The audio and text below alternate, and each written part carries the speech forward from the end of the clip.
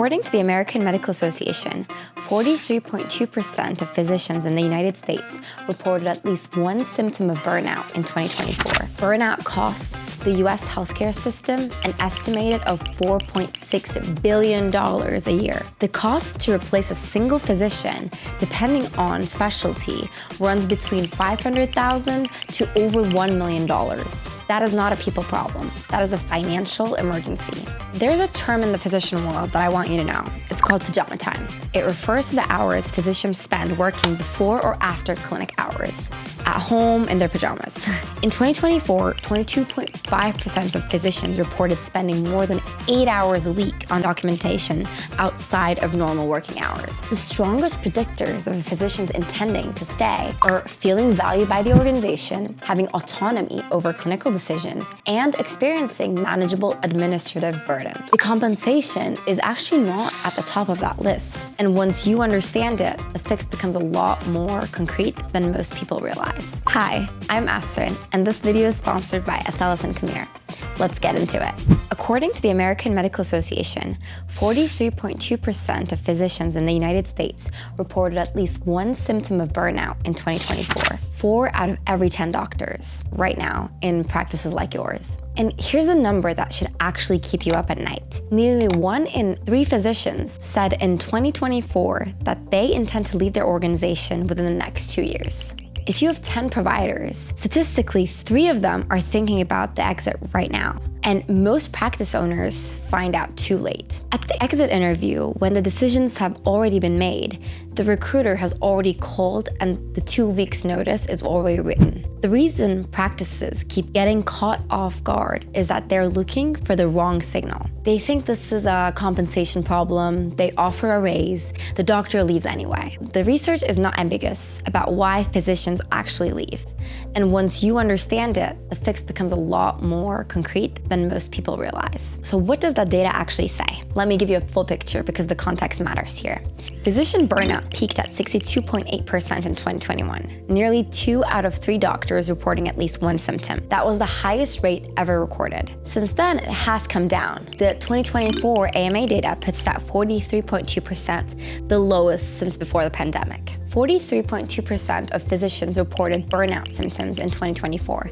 That is still 4 out of every 10 doctors, and it has barely moved in the last 2 years. The improvement here is real, but here's the part that does not get reported. While burnout rates have improved, the underlying drivers have not. The administrative burden, the after-hours documentation, the sense of not being valued. Those numbers have moved very little. And for private practice owners specifically, there's a compounding factor. Burnout costs the U.S. healthcare system an estimated of $4.6 billion a year, largely through physician turnover and reduced hours. The cost to replace a single physician, depending on specialty, runs between $500,000 to over $1 million.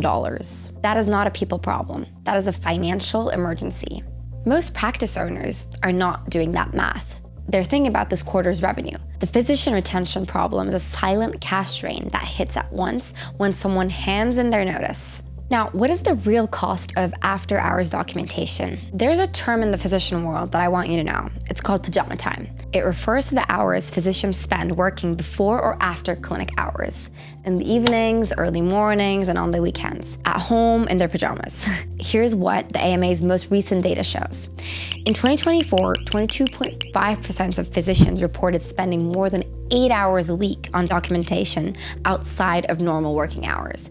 That is more than a full additional workday, every single week, unpaid, outside of an already 57 to 60-hour work week. 22.5% of physicians spend more than 8 hours per week on the EHR outside of work hours. That number has not meaningfully improved in the last 3 years. And here's the finding that should concern every practice owner directly. Pajama time is independently associated with emotional exhaustion and intent to leave. The AMA data is pretty consistent. Physicians who report high after-hours documentation report significantly higher burnout rates and significantly stronger intent to leave their organization. What does that mean in your practice? Every physician carrying that documentation load is spending their recovery time not recovering. They're charting instead of sleeping. They're finishing notes instead of being present with their families. And every week that goes on, the decision to leave becomes a little easier to make. Here's the crucial point. Pajama time is not a personal failing. It's an operational failure. It is something your practice can directly address. And the practices that have addressed it is seeing measurable impact in their retention rates. A 2024 study published in JAMA Internal Medicine examining 18,265 ambulatory physicians found that adopting team-based documentation support was associated with a significant decrease in after-hours documentation time and increases in visit volume. Practices that invested in documentation support, whether scribes, ambient AI tools, or co-authored notes, were not just helping their physicians feel better, they were retaining them longer and seeing more patients. Documentation support is not a wellness benefit, it's a retention strategy with a measurable return. So here's the research on retention and why salary keeps getting it wrong. The AMA surveys nearly 18,000 physicians annually across 43 states. When they ask what drives intent to leave, the answers are consistent across years and specialties. The compensation is actually not at the top of that list. The strongest predictors of a physician's intending to stay are feeling valued by the organization, having autonomy over clinical decisions, and experiencing manageable administrative burden. Those three factors show up over and over as the most significant drivers of whether a doctor stays or goes. In 2024, only 54.5% of physicians reported feeling valued by their organization. Nearly half of providers may not be feeling valued right now.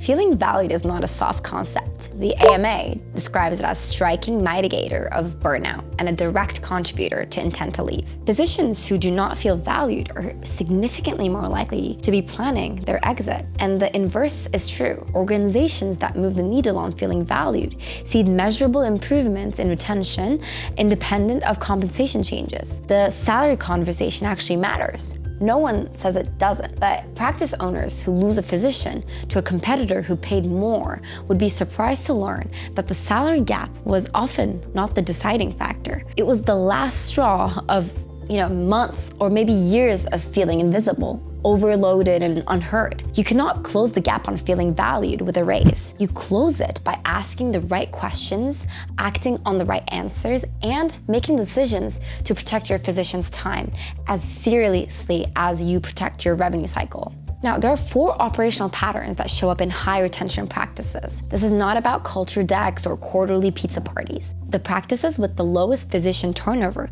are structurally different from the ones that keep losing doctors. Here's what they consistently do. They treat documentation burden as an operational problem to solve. They know how much after-hours documentation their physicians are doing. They measure it, and when it is high, they treat it the same way they treat a revenue cycle problem, with a root cause analysis and an action item. They invest in documentation support because they have done the math and understand that the cost of scribe program or ambient AI tool is a fraction of the cost of losing a physician. The second thing they do is they create real feedback loops, not annual surveys. Low turnover practices ask their physicians specific operational questions on a regular cadence, not once a year on a satisfaction survey. What is slowing you down most this month? What administrative task is eating your time? What would you need to change for this to feel like the best place you could practice? Then they act on the answers publicly. They close the loop. That loop, ask, act, report back is what physicians feel heard. And feeling heard is what makes physicians actually feel valued. They protect clinical autonomy explicitly. The physicians at these practices make real decisions about their schedules, their patient loads, their protocols, and their referral patterns. These are not theoretical freedoms. They're practiced and protected. Now, when operational changes are proposed that affect clinical workflow, physicians have a seat at the table. That is a structural advantage private practice has over hospital systems, but only if you actually use it.